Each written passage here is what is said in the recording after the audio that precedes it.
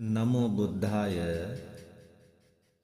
සියලු දෙනාට තෙරුවන් සරණයි පින්වත්නි සත්වයා අප්‍රමාණ දුක් විඳින සතර අපායන් අභිබවා මේ උතුම් මනුෂ්‍ය ජීවිතය ඔබ ලැබුවේ පෙර ජීවිතයේ ඔබ කරන ලද ව්‍යාපාර ගොවිතෙන් රැකී ආරක්ෂා නිසා නෙවෙයි පෙර ජීවිතයේ ඔබ සිදු කළ කුසල සංස්කාරයන් නිසාමයි.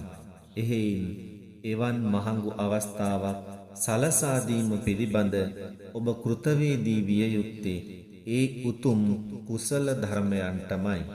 ඒ නිසා කුසල ධර්මයන් වල නියැලෙමින් ලැබූ මේ උතුම් මනසින් උසස් මිනිස් ජීවිතය ගත කිරීමට ඔබ අපි හැම දිනාම වග බලා ගනිමු, අදිෂ්ඨාන කර ගනිමු.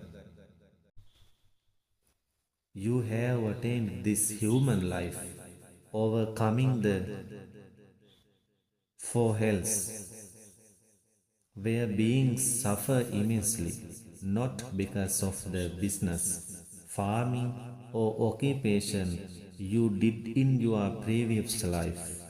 It's because of the wholesome qualities you have developed in your previous life.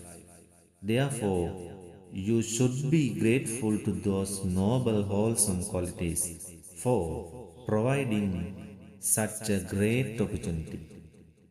May the triple gem bless you.